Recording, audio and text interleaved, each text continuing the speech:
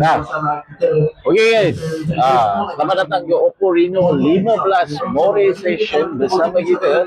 Hari ni kita nak tengok Oppo Reno punya performance kan. Oppo Reno best ke tak best ke, video dia best ke tak best ke. Jadi korang tengok footage ini, let's go.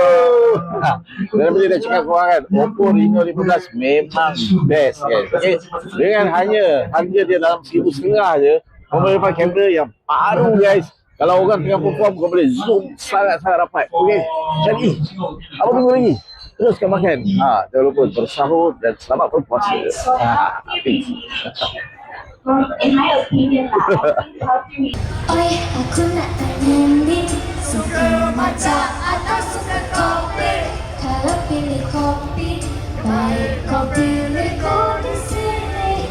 Macam nak bercinta, kisah Romeo dan Juliet, dan kenyataannya ku hanya sendiri menata apa yang ada. Macam ni lah. Katakan kau nak vlogging kan. Kau nak vlogging, kau nak macam tadi tu dekat apa restoran kan, maybe good lighting kan. Now we are walking away from the event. Okay, now just normal street lights kan. Nak tengok kan, nak tengok padu ke tak padu kan. Oppo Reno 15 ni kan, bila dah cakap kat korang beli je Oppo Reno 15 ni kalau korang nak buat video.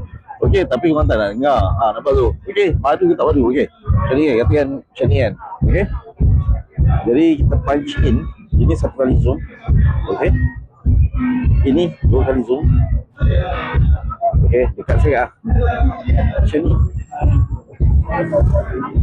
Okey, so